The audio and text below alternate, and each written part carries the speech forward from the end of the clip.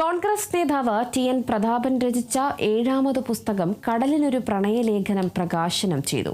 തൃശൂർ തളിക്കുളം സ്നേഹതീരത്ത് നടന്ന ചടങ്ങിൽ സിനിമാ സംവിധായകൻ സത്യൻ അന്തിക്കാട് ചലച്ചിത്ര താരം രമേശ് പിഷാരടിക്ക് നൽകി പ്രകാശനം ചെയ്തു. ലാളിത്യമാണ് ടി.എൻ. പ്രതാപന്റെ മുഖമുദ്രയെന്ന് പുസ്തകം പ്രകാശനം ചെയ്ത് സത്യൻ അന്തിക്കാട് പറഞ്ഞു.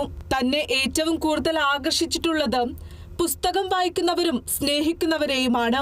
വായന എന്ന് പറയുന്നത് മനസ്സിലെ മാലിന്യങ്ങൾ അകറ്റുന്ന ഒന്നാണെന്നും തന്റെ പിൻബലവും വായനയായിരുന്നുവെന്നും അദ്ദേഹം പറഞ്ഞു. പ്രതാപന്റെ മനസ്സ് അത്തരത്തിലുള്ള ഒന്നാണെന്നും എല്ലാ ജനകീയ പ്രശ്നങ്ങളിലും ഇടപെടുന്നയാളാണ് പ്രതാപനെന്നും അദ്ദേഹം കൂട്ടിച്ചേർത്തു.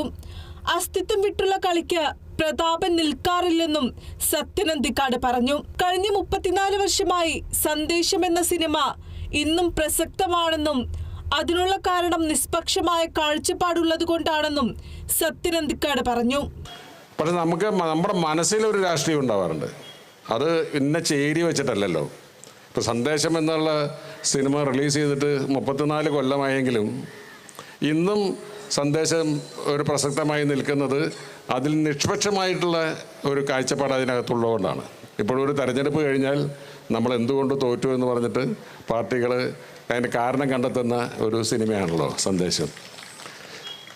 ഇരുചേരികളും രണ്ട് വ്യത്യസ്ത രീതിയിലാണെങ്കിലും അവർ തമ്മിലുള്ള അന്തർധാര സജീവമായിരുന്നെന്ന് ഇപ്പോഴും ആളുകൾ പറയാറുണ്ട്. അടുത്ത തെരഞ്ഞെടുപ്പിലും പറയും.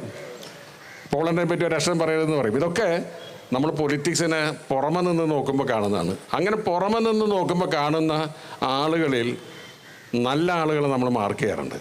അതിലൊരാളാണ് പ്രതാപൻ.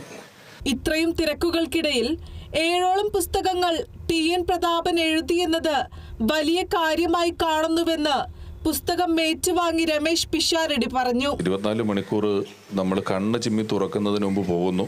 വെറുതെ ഇരിക്കാൻ ആർക്കും സമയമില്ലാത്ത രീതിയിൽ സമയം കുതിച്ച് പായുമ്പോൾ ഇത്രയും തിരക്കുകൾക്കിടയിൽ അദ്ദേഹം 7ഓളം പുസ്തകങ്ങളുടെ രചന നടത്തി എന്ന് പറയുന്നത് എന്നെ അത്ഭുതപ്പെടുത്തുന്ന ഒരു കാര്യമാണ്. അതിന് അദ്ദേഹം സമയം കണ്ടെത്തിയതിന് ഞാൻ അദ്ദേഹത്തെ ആദ്യം അഭിനന്ദിക്കുന്നു. അതൊരു വലിയ കാര്യം തന്നെയാണ്.